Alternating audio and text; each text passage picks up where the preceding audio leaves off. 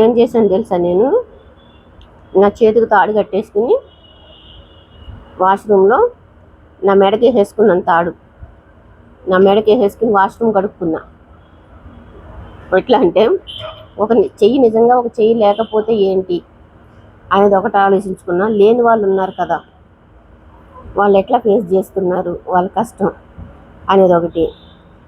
నాకు వాళ్ళు లేరు వీళ్ళు లేరు అని అంటున్నాను కదా, ఇది వరకు అనిపించేది ఏదన్నా కొంచెం నాకు బాగోకపోతే అంటే మనల్ని చూసే వాళ్ళు ఉన్నారు అనే హోప్ తోటో మరేంటో తెలీదు, ఆ సెంటిమెంట్ అనేది వచ్చేస్తుంది అనమాట.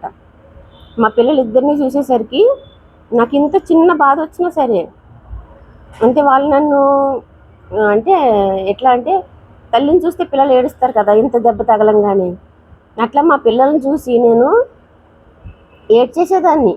అంటే చంటి పిల్లలాగాను నాకు ఇట్లా వచ్చింది అని.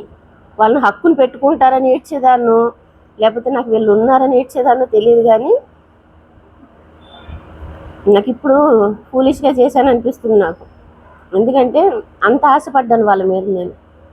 ఇందాక అట్లా కట్టుకుని చేస్తుంటే స్నానం చేశాను, వాష్రూమ్ కడుక్కున్నాను, ఇవన్నీ చేసుకున్నాను కదా. ఎందుకంటే చెయ్యి తడవకూడదు, ఇది మర్చిపోయి తీసేస్తున్నాను చెయ్యి. అందుకే కట్టేసుకుని మెల్ల వేసేసుకున్న తాడు మెల్ల వేసుకుని అన్ని పనులు చేసుకున్నాను.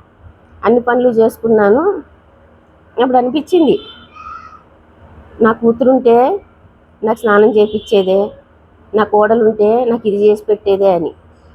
కానీ ఆలోచించవద్దు అని డిసైడ్ అయిపోయాను కదా, ఆలోచించలేదు. ఈ రోజునైతే ఆలోచించలేదు నేను. ఈ టాపిక్ ఎందుకు మాట్లాడుతున్నానంటే అప్పుడు అట్లా ఏడ్చేసేదాన్ని.